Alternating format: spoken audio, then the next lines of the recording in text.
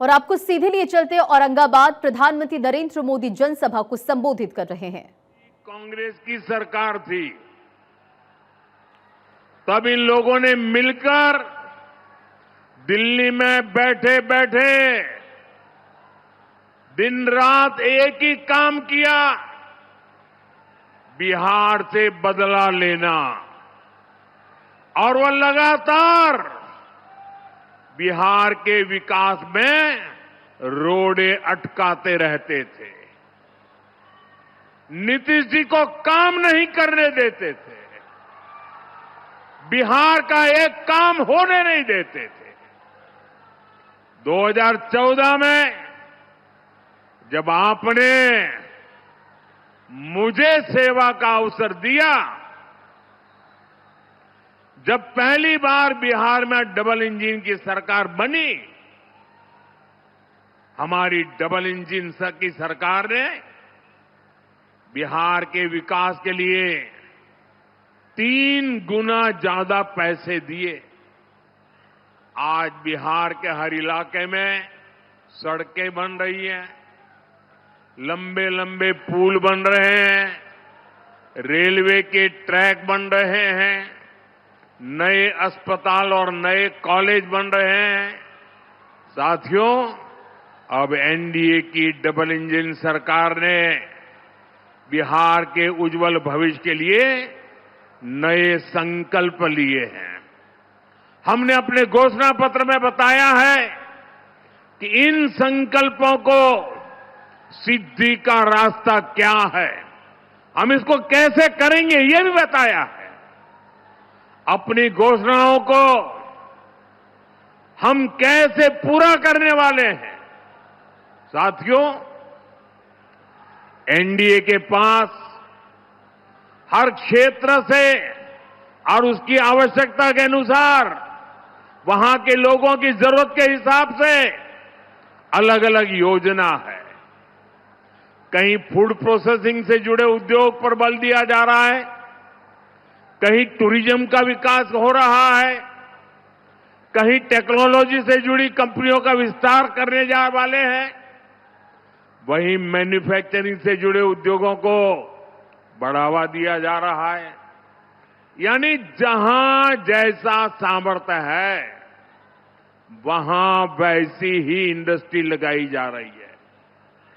जैसे मगध का हमारा एक क्षेत्र है, यहां हजारों एकड़ इलाके में उद्योगों का खाका खींचा गया है। इसके लिए बिजली, सड़क, रेल का नेटवर्क तेजी से बनाया जा रहा है। गया जी में बिहार का सबसे बड़ा इंडस्ट्रियल कॉरिडोर बन रहा है। इसका फायदा इस पूरे क्षेत्र को होगा। साथियों, मोदी और नीतीश जी का ट्रैक रिकॉर्ड सबके सामने है। अब आप याद कीजिए, जब मैं कहता हूं कि मैं ये करने वाला हूं, इसका मतलब मैं उसको करके ही रहता हूं। मैं आपको याद दिलाता हूं, बिहार के मेरे भाई बहन, मोदी ने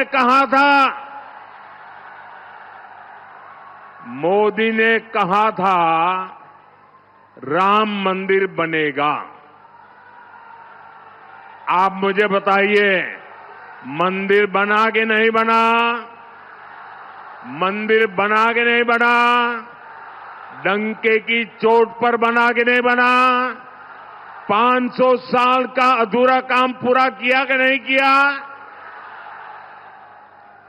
मोदी ने देश को वादा किया था और मैंने कहा था कि आर्टिकल 370 की दीवार गिरेगी। आप मुझे बताइए, 370 हटा के नहीं हटा?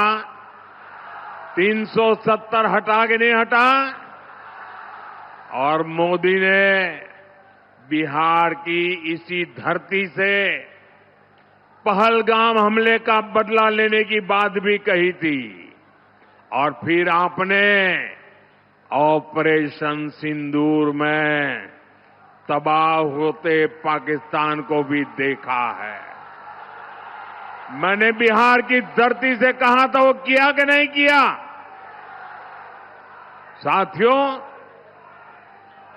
मोदी ने वन रैंक वन पेंशन हमारे देश की रक्षा करने वाले, हमारे देश के वीर जवानों, हमारे फौजियों को वादा किया था, हम वन रैंक वन पेंशन लागू करेंगे। आज 7 नवंबर को ही वन रैंक वन पेंशन लागू हुए 11 वर्ष हो रहे हैं। 11 वर्ष। हमारे सैनिक परिवार 4 दशकों से वन रैंक वन पेंशन की मांग कर रहे थे, लेकिन कांग्रेस हर बार उनसे झूठ बोलती रही। कांग्रेस ने 500 करोड़ रुपए दिखाकर कहा था कि लो वो आरोपी लागू हो गया, और उसके बाद भी उसने पूर्व फौजियों से किया वादा कभी नहीं निभाया। आप मुझे बताइए दोस्तों, क्या फौज के जवानों को किया हुआ वादा क्या कोई धोखा कर सकता है? क्या धोखा करना चाहिए क्या? अगर तो ऐसा धोखा करते हैं तो वो कितने निकम्मे लोग हैं, वो आप जानते हैं कि नहीं जानते हैं? मैंने अपने सैनिक भाइयों को one rank one pension OROP लागू करने की गारंटी दी थी। आप मुझे बताइए, ये गारंटी मैंने पूरी की कि नहीं की? ये गारंटी पूरी की या नहीं की? और साथियों, ये ऐसे ही गारंटी पूरी नहीं हुई है। आप जानते हैं, इन 11 सालों में हमारे जो फौजी भाई बहन हैं, जो निवृत्त फौजी भाई बहन हैं, उनके परिवारों को कितना पैसा मिला है? आप अंदाज कर सकते हैं? अब तक वन रैंक वन पेंशन को लागू करने के कारण 1 लाख करोड़ कितना कितना कितना ये आरजेडी वालों को 1 लाख करोड़ कैसे लिखना, एक के पीछे कितने बिंदु लगेंगे, वो उनको इतना भी समझ नहीं आएगा। 1 लाख करोड़ रुपया देश के खजाने से फौजियों के खाते में गए हैं। बताइए, कांग्रेस आरजेडी वाले ये लोग 500 करोड़ का झूठ बोल रहे थे। यही इनकी सच्चाई है, यही इनकी राजनीति झूठ पर ही टिकी हुई है। इसलिए साथियों, जब हम कहते हैं कि बिहार में 1 करोड़ नए रोजगार देंगे, तो देश के बिहार के नौजवानों को हमारी बात पर भरोसा होता है। बीते कुछ सालों में ही बिहार में लाखों भर्तियां हुई है, पूरी ईमानदारी से भर्तियां हुई है। जबकि साथियों, आपके सामने आरजेडी कांग्रेस का ट्रैक रिकॉर्ड भी है। ये वो लोग हैं जो बिहार के युवाओं से नौकरी के बदले जमीन लिखवा लेते हैं।